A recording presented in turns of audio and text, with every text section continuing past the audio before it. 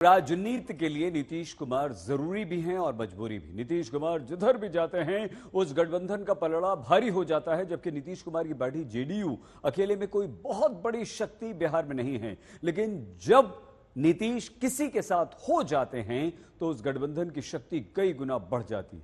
प्रश्न यह है कि क्या इसीलिए बीजेपी नीतीश को एक बार फिर से स्वीकारने को तैयार है? बिहार में नीतीश फैक्टर पर हमारी ये बड़ी रिपोर्ट देखिए।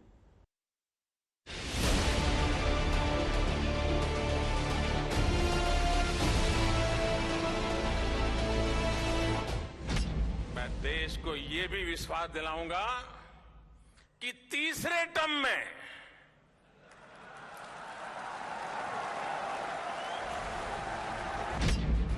जब बीजेपी अगले लोकसभा चुनाव में अपनी जीत तय मान रही है तो फिर उसे नीतीश कुमार की जरूरत क्यों है? हमें देव से देश और राम से राष्ट्र के मार्ग को और प्रशस्त करना है। जब राम लहर में 2024 का चुनाव बीजेपी के लिए आसान दिख रहा है, तब बिहार में जेडीयू का दोबारा साथ बीजेपी को मंजूर क्यों? 2 अप्रैल 2023 बिहार के नवादा में केंद्रीय गृह मंत्री एक रैली में ऐलान करते हैं, आप लोगों के लिए भाजपा के दरवाजे हमेशा के लिए बंद हो चुके हैं। माताओं, भाइयों,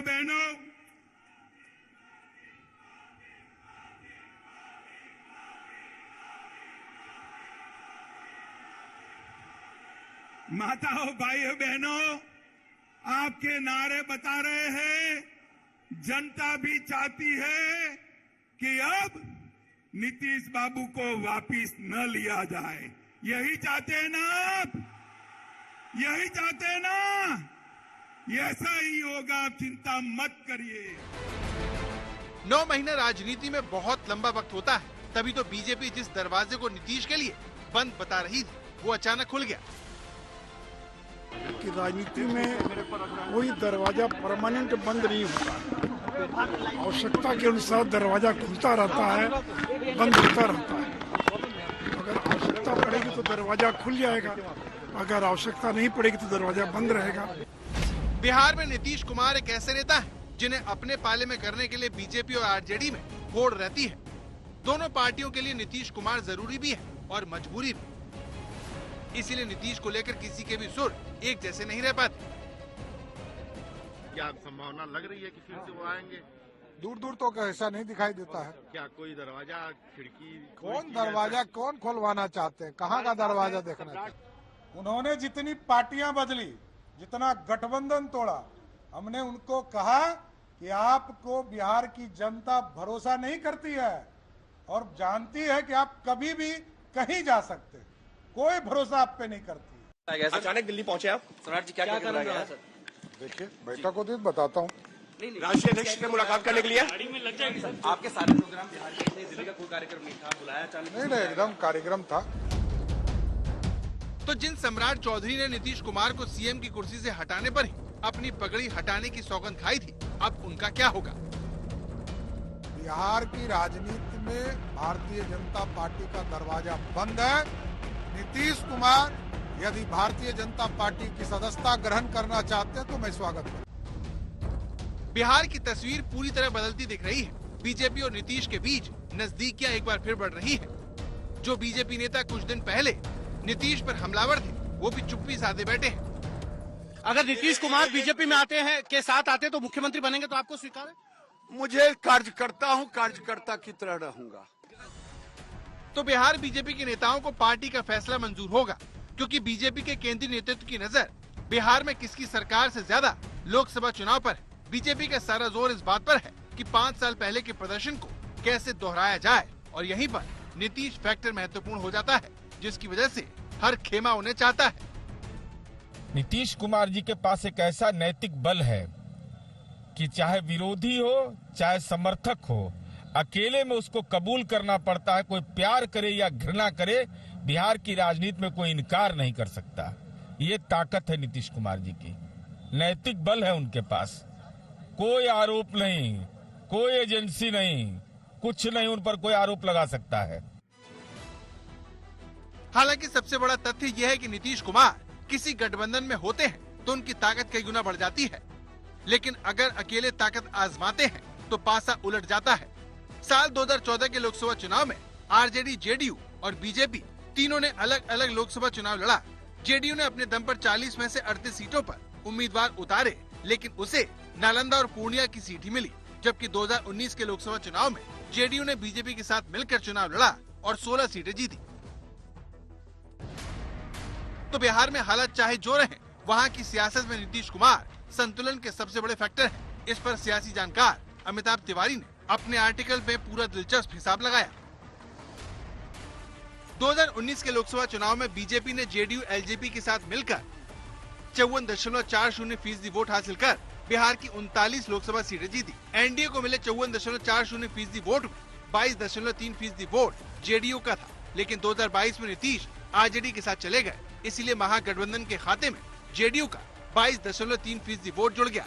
वहीं जीतन राम मांझी के पाला बदलने से 2.40% वोट एनडीए की तरफ हो गया। वीआईपी के विधायकों के बीजेपी से मिलने से बीजेपी का वोट शेयर 1.70% बढ़ गया। इसी तरह विधानसभा चुनाव में सीपीआई एमएल के महागठबंधन में शामिल होने से उसके वोटों की ताकत 1.40% बढ़ गई। इस तरह दोनों खेमों का एडजस्टेड वोट शेयर 36.20% और 47.30% हो गया। इसमें 5% वोट शेयर मोदी फैक्टर का जेडीयू से घटाने पर दोनों खेमों का वोट शेयर करीब करीब बराबर माना जाने लगा था। अगर यही स्थिति बनी रहती तो बीजेपी के लिए वोट शेयर के आधार पर देखें तो लोकसभा चुनाव में बड़ी चुनौती होती। इसीलिए अगर नीतीश दोबारा एनडीए में लौटाते हैं तो फिर बीजेपी को महागठबंधन पर 2024 लोकसभा चुनाव में निर्णायक बढ़त हासिल हो जाएगी। अब नीतीश जी के आने से निश्चित हो गया कि हम लोग 40 सीट जीतेंगे। इसमें कहीं और उसका असर देश में भी पड़ेगा और देश में भी हो सकता है। मोदी जी जो सोच का ये है कि 400 से ऊपर सीट आ सकता है देश में। नीतीश कुमार अगर बीजेपी के समर्थन से मुख्यमंत्री बनते हैं तो वो 9वीं बार बिहार की जिम्मेदारी संभालेंगे। ऐसे में उनके खिलाफ सत्ता विरोधी लहर की बात होती है। यही वजह है कि नीतीश कुमार को साथ लेकर बीजेपी पुराना प्रदर्शन दोहरा पाएगी, ये एक बड़ा सवाल है। बिहार में 3 ताकतें हैं, आरजेडी, जेडीयू और बीजेपी। इनमें से जब 2 एक तरफ हो जाती हैं तो पलड़ा उधर ही झुक जाता है। आप याद कीजिए कि 2014 में अलग अलग लड़े थे तीनों और उस वक्त बीजेपी ने स्वीप किया था। 2015 में जब लालू और नीतीश मिल गए तो पलड़ा लालू और नीतीश की तरफ झुक गया। 2019 में जब नीतीश और बीजेपी मिल गए तो पलड़ा बीजेपी की तरफ झुक गया। तो अगर नीतीश आते हैं तो निश्चित रूप से बिहार में बीजेपी को फायदा होगा। तो 2024 लोकसभा चुनाव से पहले महागठबंधन में फूट विपक्षी एकता पर बड़ी चोट होगी, जिसका फायदा बीजेपी को मिल सकता है। आज तक ब्यूरो। नीतीश कुमार बिहार में पिछड़ों के बड़े नेता हैं। कुर्मी, कोयरी को नीतीश का वोटर बैंक माना जाता है। बीजेपी भी कुर्मी और कुशवाहा समाज को जोड़कर लवकुश समीकरण तैयार करने में लगी हुई है, लेकिन फिलहाल नीतीश का कोई तोड़ नहीं है। बीजेपी को समझ भी नहीं आ रहा। जानकारों का यह मानना है और कहना है कि नीतीश को लेकर बीजेपी का प्लान बहुत बड़ा है।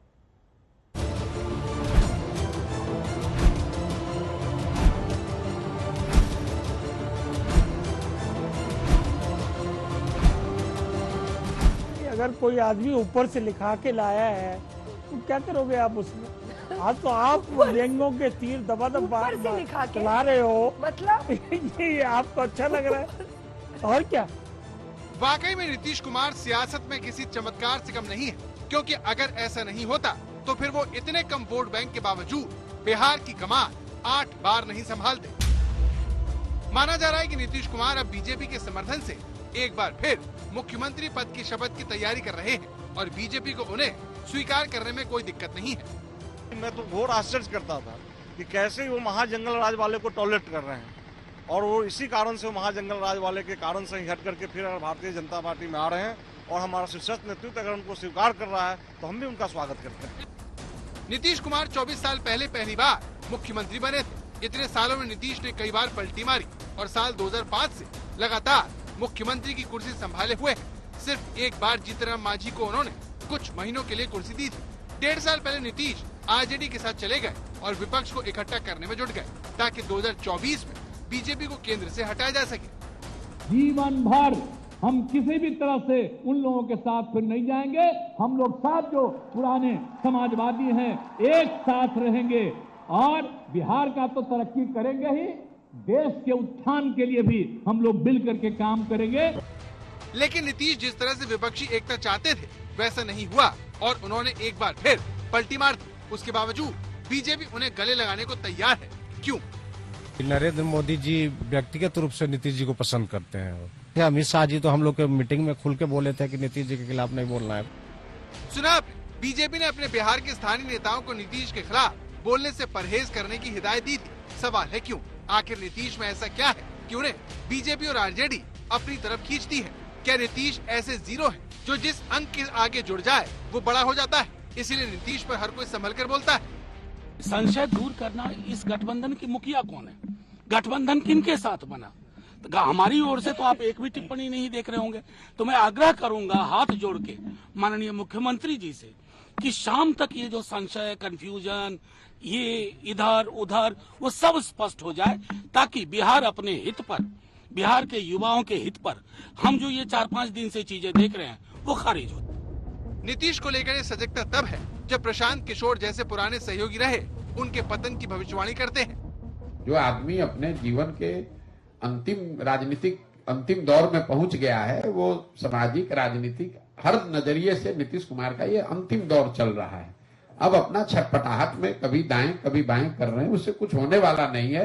अभी चुनाव होगा, नीतीश कुमार को उनकी राजनीतिक औकात बिहार की जनता दिखा देगी। महागठबंधन में नीतीश कुमार अगर चुनाव लड़ेंगे तो उनके दल जदयू को 5 सीट भी नहीं आएगा। तो क्या इसीलिए जेडीयू ने बीजेपी का रुख किया? लेकिन बीजेपी की नीतीश को लेकर क्या मजबूरी है, क्या रणनीति है? तो इसकी एक बड़ी वजह जानकार नीतीश के अंतिम दौर की राजनीति मानते हैं, जिससे जुड़ी रहकर बीजेपी उनकी सियासी विरासत पर दावा ठोक सकती है। बिजली की सुविधा सब जगह दे दी गई, अभी तो आप लोगों को एक संक्षेप में दिया गया है, तो कितना ज्यादा सारा सब काम हो गया बोलिए।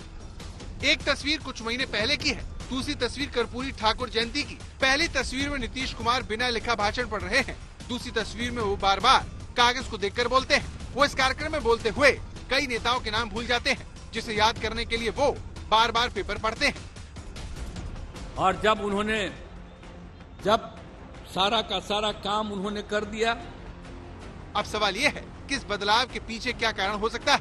नीतीश कुमार 72 साल के हो चुके हैं, क्या इसकी वजह उनकी बढ़ती उम्र और सेहत है? क्या वाकई में कहा जा सकता है कि उनकी सियासत का सूर्यास्त नजदीक है?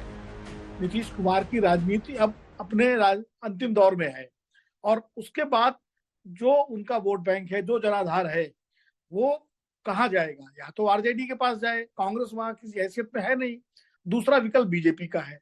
तो बीजेपी को लगता है कि नीतीश कुमार के बाद ईबीसी का जो जनाधार है, जो जेडीयू का जनाधार है, वो बीजेपी को मिल सकता है और बीजेपी इसी प्रयास में है। वैसे नीतीश कुमार को लेकर इस वक्त का सबसे बड़ा सवाल विपक्षी एकता से भी जुड़ा है, जो महागठबंधन से उनकी दूरी से हिला हुआ है। अखिलेश यादव जैसे नेता उनसे अपील कर रहे हैं कि वो इंडिया गठबंधन में बने रहें। तो एक बार को वो प्रधानमंत्री बन भी सकते हैं, पूर्व में भी यही हुआ है। तो जिस इंडिया गठबंधन को नीतीश ने बनाया, उसी से उन्होंने किनारा कर लिया। ऐसे में उनके इस कदम से विपक्ष को दोहरा झटका लगेगा। धीरे धीरे जिस तरह से इंडिया गठबंधन की गति मंद हुई और बैठकें भी, उसके बाद मुंबई की बैठक के बाद जो है कोई बैठक नहीं हुई, उसको लेकर के काफी असंतोष इंडिया गठबंधन में हुआ। और अब जब एक तरफ ममता बनर्जी अकेले लड़ने का ऐलान कर चुकी हैं और अगर नीतीश कुमार भी बाहर जाते हैं, तो निश्चित रूप से इंडिया गठबंधन और विपक्ष के लिए एक बड़ा झटका होगा। माना जा रहा है कि 4 फरवरी को बेतिया में प्रधानमंत्री मोदी की चुनावी रैली से पहले नीतीश कुमार बीजेपी के साथ सरकार बना लेंगे। इस तरह बिहार में एक बार फिर सत्ता परिवर्तन हो जाएगा, लेकिन उसकी कमान हमेशा की तरह नीतीश के हाथ में ही रहेगी।